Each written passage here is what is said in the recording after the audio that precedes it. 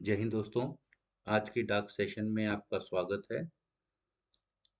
डाक जिसके माध्यम से हम कोशिश करते हैं कि एग्जामिनेशन पॉइंट ऑफ व्यू से जितने भी इम्पोर्टेंट क्वेश्चंस, प्रश्न, सवाल हैं वो आप तक पहुंचाए जा सकें। तो बिना टाइम वेस्ट करे, बिना समय गंवाए, चलिए शुरू करते हैं आज का डाक। पहला जो चर्चा हम करेंगे आज, वह चर्चा करेंगे मिसेस वर्ल्ड 2022 के बारे में। कल इसके परिणाम घोषित किए गए हैं। लास वेगास यूएसए के अंदर ये प्रतियोगिता आयोजित करी गई थी।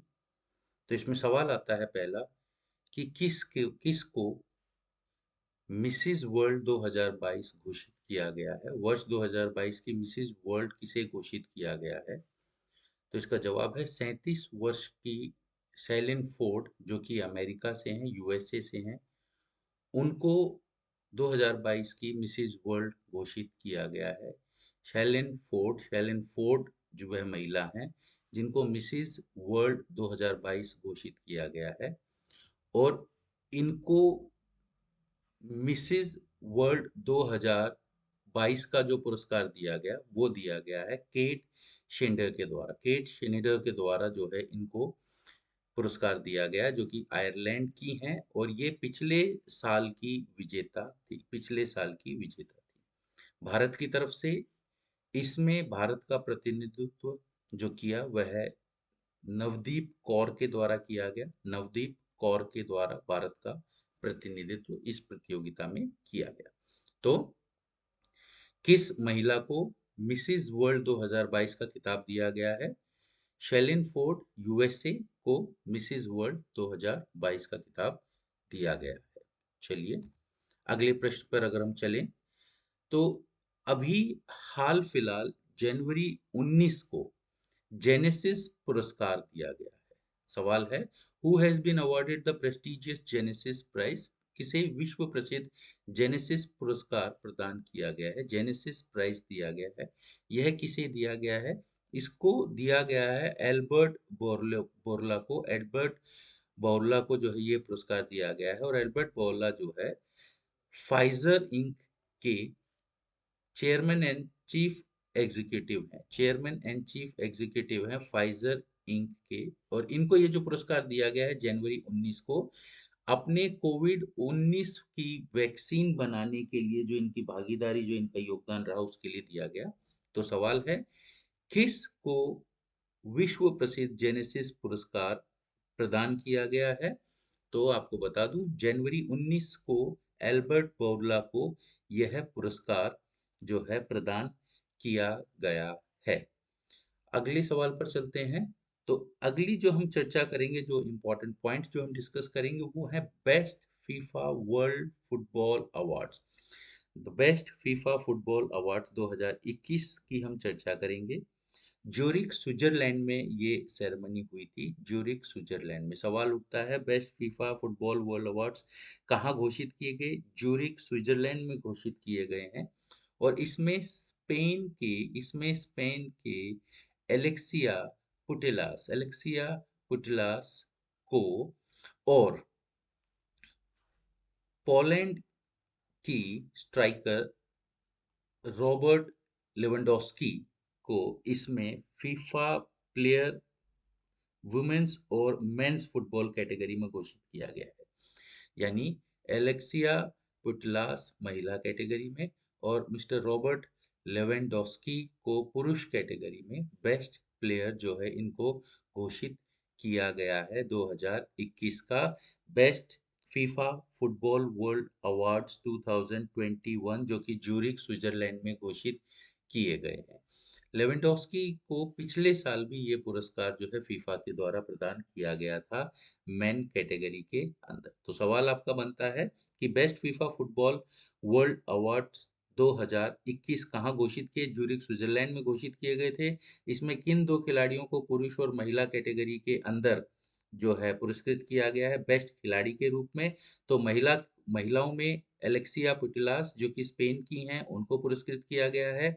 और रॉबर्ट लेवेंडोस्की जो हैं, जो पोलैंड के हैं, उनको जो है ये पुरस्कार प्रदान किया गया है। चलिए, अगला हम लोग जो चर्चा करेंगे वो चर्चा करेंगे नेशनल डिजास्टर रिस्पांस फोर्स के बारे में। नेशनल डिजास्टर रिस्पांस फोर्स का रेजिंग डे, स्थापना दिवस कब मनाया जाता है? When is the raising day of national disaster response force celebrated?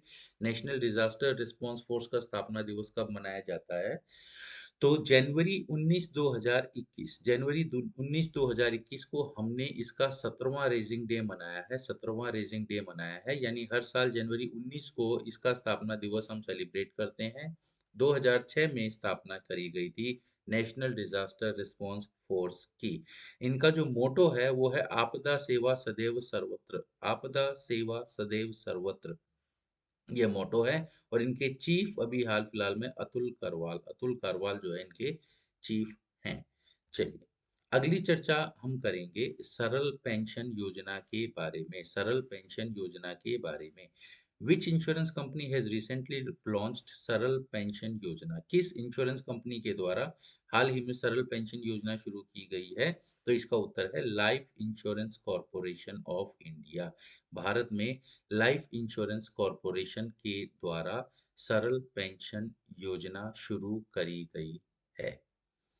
अगली हम बात करेंगे वर्ल्ड के सबसे फास्टेस्ट और लार्जेस्ट सुपरसोनिक बॉम्बर के बारे में। इसका हम पहले भी अपनी पुरानी डाक में जिक्र कर चुके हैं, लेकिन एक बार फिर इसका जिक्र हम करेंगे कि वर्ल्ड का सबसे तेज और सबसे बड़ा सुपरसोनिक बॉम्बर विमान जो कि अब भी सर्विस में है, कौन सा है? तो टुप्लो TU-160 white swan. White swan इसका निक नेम है। टुप्लो TU-160, ये अभी हाल फिलहाल 16 ही ऐसे बॉम्बर्स हैं जो सेवा में हैं। सोवियत यूनियन में के दौरान, जब सोवियत यूनियन हुआ करता था, तो उस टाइम पर ये जो बॉम्बर्स थे ये यूक्रेन के हिस्से में आए थे टूटने के बाद में। लेकिन यूक्रेन को के ऊपर काफी बड़ा ऋण था रशिया का, तो उस ऋण को माफ करने के लिए ये बॉम्बर्स वापस रशिया के द्वारा ले लिए गए थे। नाटो ने इनको कोड नेम दिया है द ब्लैक जैक, यानी व्हाइट स्वान को ब्लैक जैक नाम से भी जाना जाता है। अगली हम चर्चा करेंगे हिंदुस्तान एरोनॉटिक्स लिमिटेड की। हिंदुस्तान एरोनॉटिक्स लिमिटेड ने अभी किसी कंट्री के साथ में एक एडवांस लाइट हेलीकॉप्टर बेचने का फैसला किया है।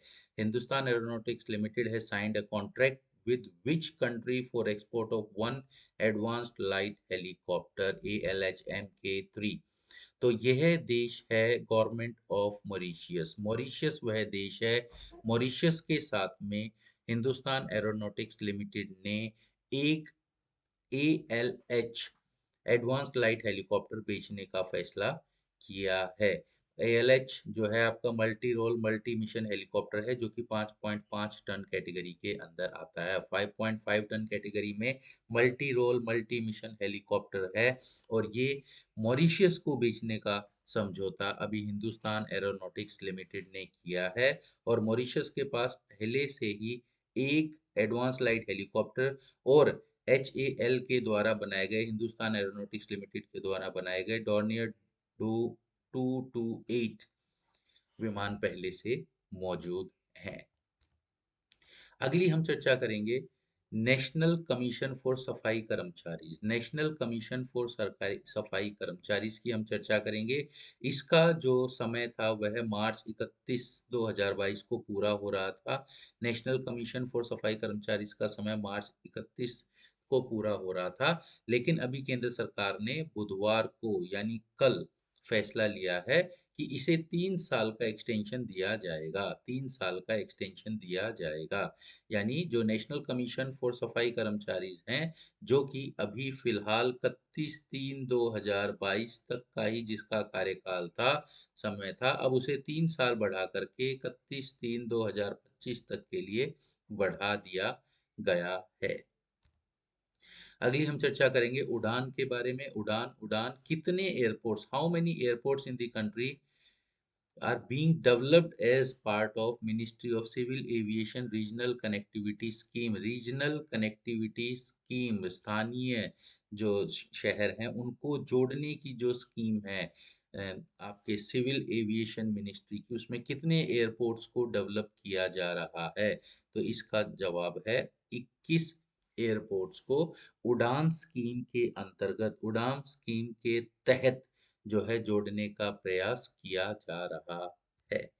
अगला सवाल जो आता है, अभी कल जो है आईसीसी ने अपनी dream team of the year की घोषणा करी है, जिसमें महिलाओं में भारतीय महिला को स्थान दिया गया, भारतीय महिला खिलाड़ी को स्थान दिया गया है।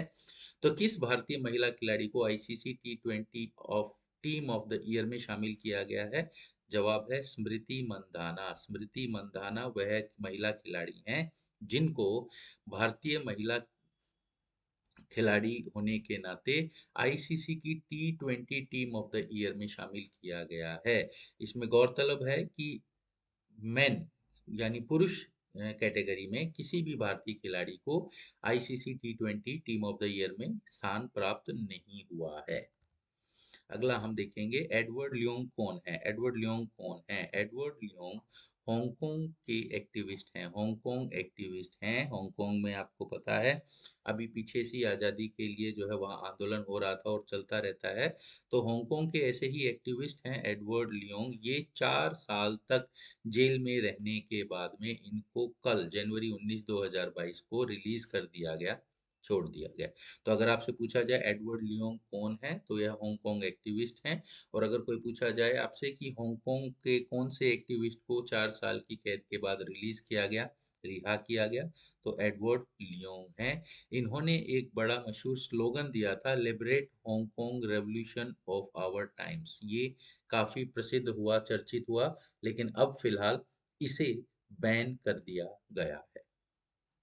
अगला सवाल आता है कि किस देश को भारत के द्वारा 500 मिलियन का ऋण दिया गया है? किस देश को भारत के द्वारा 500 मिलियन का ऋण दिया गया है? तो आपको बता दूं कि श्रीलंका को भारत के द्वारा पहले 900 मिलियन का लोन दिया गया था, पहले 900 मिलियन का, और अभी कल फिर घोषणा करी गई है कि इनको 500 मिलियन का लोन और दिया गया है। यानी टोटल 1400 मिलियन डॉलर्स का लोन जो है श्रीलंका को अब भारत सरकार दे चुकी है। जो ये लोन दिया गया है 500 मिलियन का, ये उनको ईंधन खरीदने के लिए, फ्यूल इंपोर्ट्स के लिए जो है दिया गया है।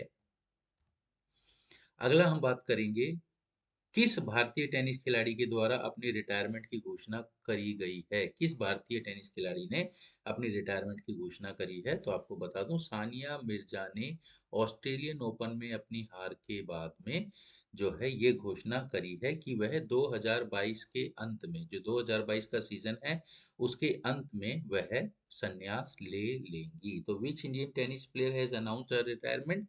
सानिया मिर्जा ने अपनी रिटायरमेंट अनाउंस करी है। और आपको बता दें कि उनकी जो बेहतरीन जो वर्ल्ड रैंकिंग रही वह इंडिविजुअल कैटेगरी में 27th रही, और डबल्स में खेलते हुए वह वर्ल्ड नंबर 1 भी रही हैं। भारतीय खिलाड़ी जिन्होंने 2022 सीजन के एंड में अपनी रिटायरमेंट की घोषणा कर दी है। पेंच नेशनल पार्क कहाँ है? पेंच नेशनल पार्क मध्य प्रदेश में है, और ये अभी सुर्खियों में था कॉलर वाली बाघिन या सुपर मॉम के कारण। कॉलर वाली बाघिन या सुपर मॉम के कारण एक शेरनी जिसने रिकॉर्ड बनाया है 29 शावकों को जो है जन्म देने का, 29 शावकों को जन्म देने का रिकॉर्ड बनाया है। यह 17 वर्ष की उम्र में पेंच नेशनल पार्क मध्य प्रदेश में इनका इसका जो है देहांत हुआ, निधन हुआ, मर गई।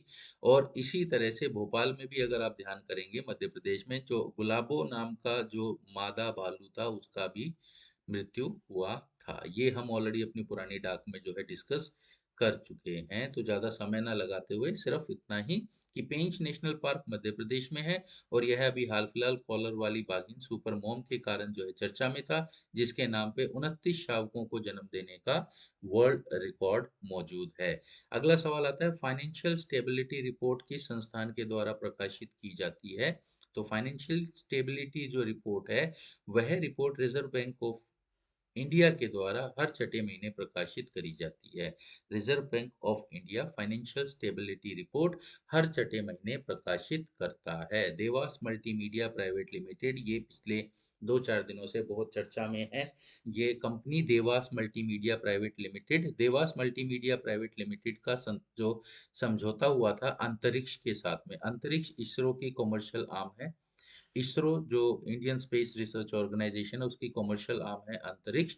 और अंतरिक्ष के साथ में जो है इनका एक समझौता हुआ था, और वो समझौता टूट गया था। तो देवास मल्टीमीडिया प्राइवेट लिमिटेड एक बेंगलोर बेस्ड स्टार्टअप थी जो कि 2004 में शुरू हुई थी, जिसको कि एम जी चंद्रशेखर के द्वारा जो है शुरू किया गया था। एम जी चंद्रशेखर के द्वारा 2004 में एक बेंगलोर में स्टार्टअप शुरू किया गया था, देवास मल्टीमीडिया प्राइवेट लिमिटेड।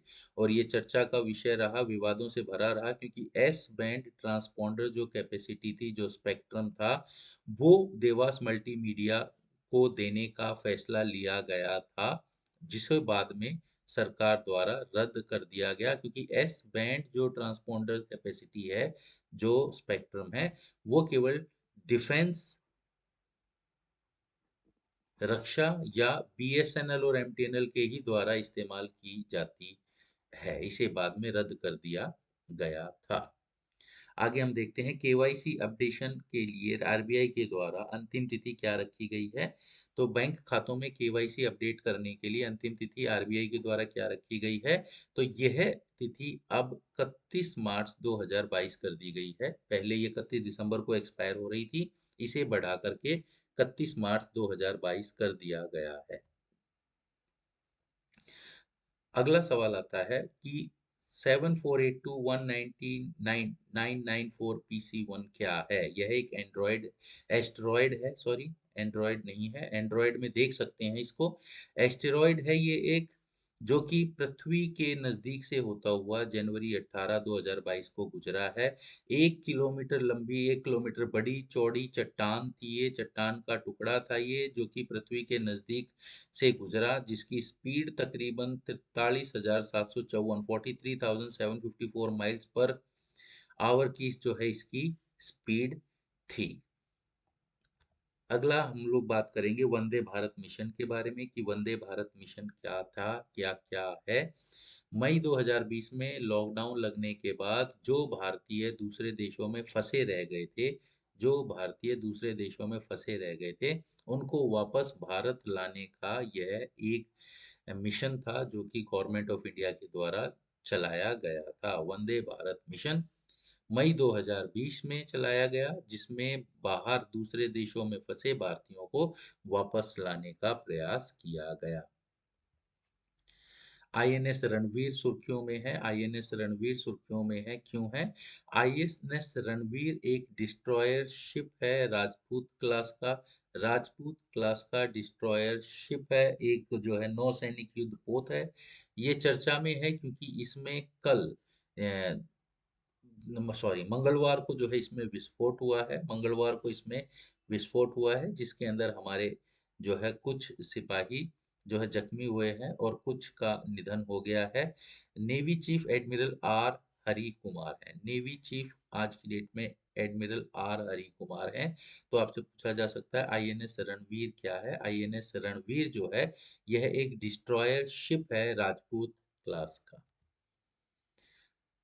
अभी आप लोग पता होगा कि अभी हाल फिलहाल में केंद्र सरकार के द्वारा चाइल्ड मैरिज अमेंडमेंट बिल जो है घोषित किया गया है। तो चाइल्ड मैरिज अमेंडमेंट बिल के अंदर कितनी जो है महिला एमपीज को स्थान दिया गया है। तो केवल 31 मेंबर पार्लियामेंट्री पैनल में, आपको बता दूं, 31 मेंबर्स में केवल एक ही महिला जो है इसकी सदस्य बनाई गई है। एमपी हैं जो सुष्मिता देव, तृणमूल कांग्रेस की एमपी सुष्मिता देव को ही एकमात्र महिला सदस्य के रूप में 31 सदस्यीय पार्लियामेंट्री पैनल में स्थान दिया गया है। अगले सवाल पे हम चलते हैं। नेक्स्ट इसमें आ जाता है कि ministry of skill development and entrepreneurship ने अभी हाल फिलहाल एक एग्रीमेंट किया है इंदिरा गांधी ओपन यूनिवर्सिटी के साथ में। ये एग्रीमेंट मंगलवार को किया गया।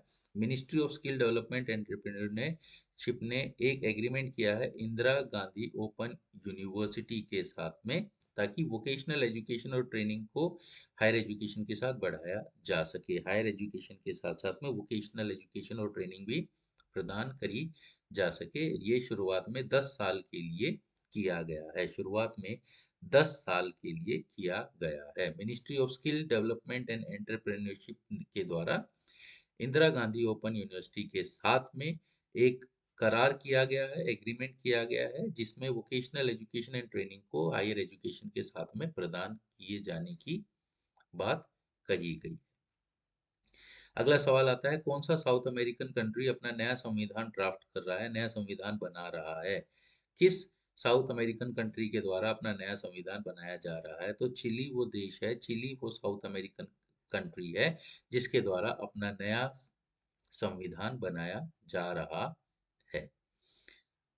नेक्स्ट इसमें आता है, income limit economic weaker section के लिए 2022 में इनकम लिमिट क्या रखी गई है? Economically weaker section EWS quota के लिए 2022 में इनकम लिमिट क्या रखी गई है?